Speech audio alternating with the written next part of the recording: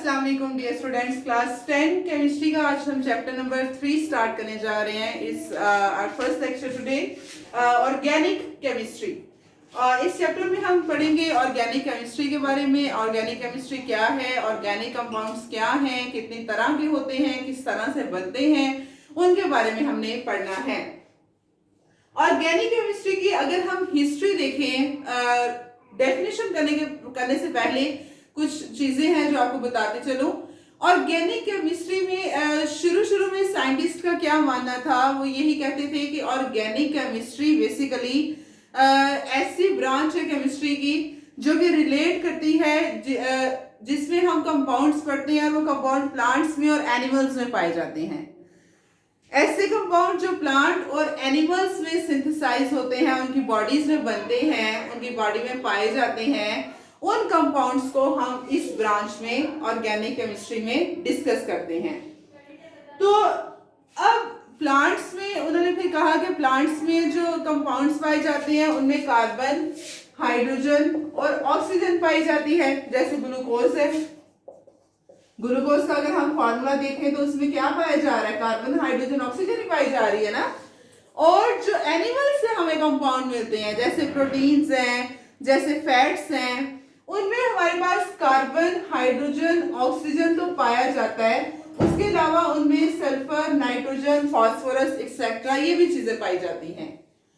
अब साइंटिस्ट ने स्टार्टिंग में ही, शुरू से ही यही उन्होंने कॉन्सेप्ट रखा कि ऑर्गेनिक केमिस्ट्री में ऑर्गेनिक मींस नेचुरल, कि इसमें हमने नेचुरल कंपाउंड्स को डिस्कस करना है। ऐसे कंपाउंड जो सिर्फ प्लांट्स में और एनिमल्स में सिंथेसाइज होते हैं और हम उन कंपाउंड्स को लैब में नहीं बना सकते, हम उनको खुद सिंथेसाइज नहीं कर सकते क्योंकि दे आर नेचुरल कंपाउंड्स। अब फिर स्वीडिश केमिस्ट आया अर्ली 19th सेंचुरी में। स्वीडिश केमिस्ट है जेकब बर्जिलियस। जेकब बर्जिलियस ने फिर अपनी एक थ्योरी पेश की, vital force theory. Vital force, vital means important force, mysterious force, छुपी हुई फोर्स, छुपी हुई कुव्वत जिसका किसी को नहीं पता। वाइटल फोर्स थ्योरी क्या थी?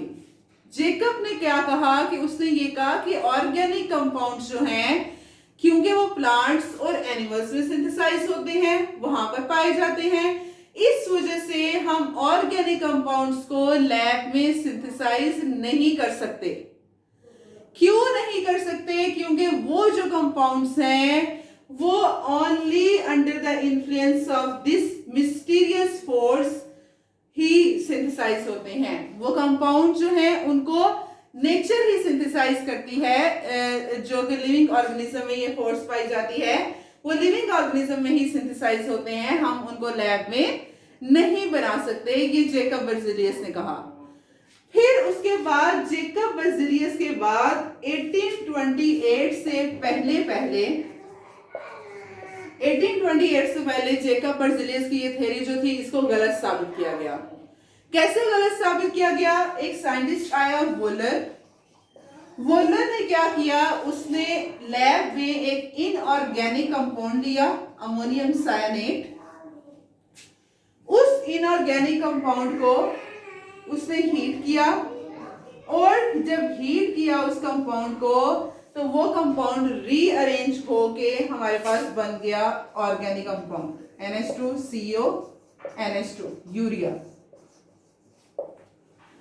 जेकब बर्जिलियस की जो थ्योरी थी, vital force theory, it suffered death below 1828 when Wohler synthesized first organic compound urea from inorganic compound in laboratory. क्योंकि जेकब ने तो कहा था कि नहीं हो सकते लैब में सिंथेसाइज, लेकिन वोलर ने यूरिया सिंथेसाइज कर लिया और यूरिया एक ऑर्गेनिक कंपाउंड है। उसके बाद फर्दर जेकब बर्जिलियस की थ्योरी को जो है वो गलत साबित किया गया था, जब कोल्ब ने क्या किया था, उसने एसिटिक एसिड CH3COOH, जिसको हम सिरका कहते हैं, सिरके में ये पाया जाता है एसिड, विनेगर में ये एसिड पाया जाता है, सॉरी। तो एसिडिक एसिड को कोल्ब ने सिंथेसाइज किया लैब में। अब जब इसने एसिडिक एसिड को सिंथेसाइज किया, फिर फर्दर वाइटल फोर्स थ्योरी जो थी इसको रिजेक्शन मिली। उसके बाद इसके बाद फिर अब सालों साल हर साल थाउजेंड्स ऑफ ऑर्गेनिक कंपाउंड्स हैं जो सिंथेसाइज लैब में होते हैं।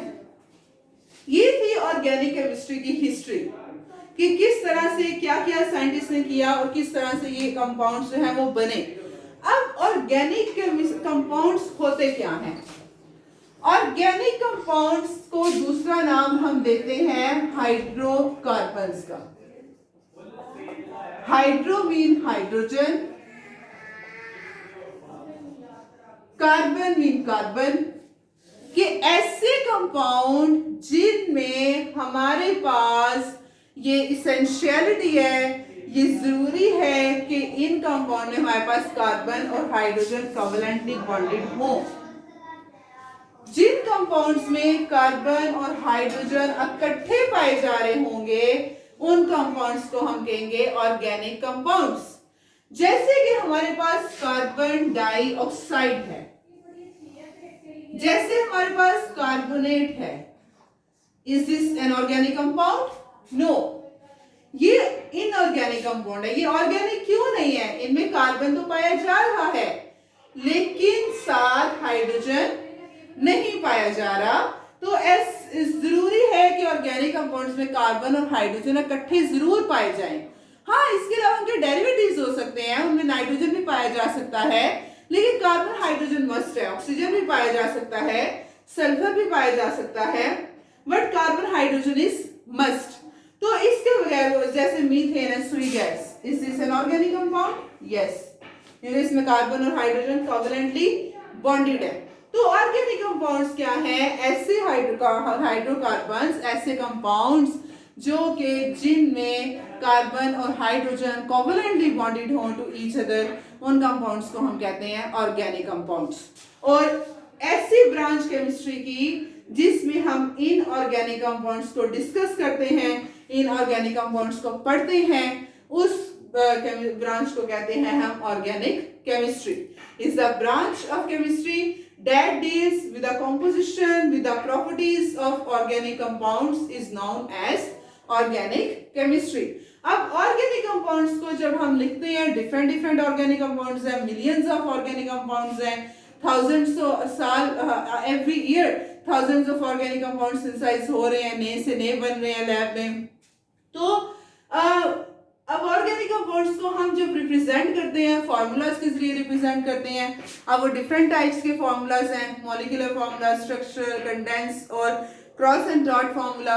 वो हम कल के लेक्चर में देखेंगे कि कल कैसे इनको हम रिप्रेजेंट कर सकते हैं ऑर्गेनिक कंपाउंड्स को। आज हमारे पास ये ऑर्गेनिक केमिस्ट्री की हिस्ट्री थी, कल इंशाल्लाह हम नेक्स्ट डिस्कस करेंगे। आज के लिए इतना ही। अस्सलाम वालेकुम, अल्लाह हाफिज।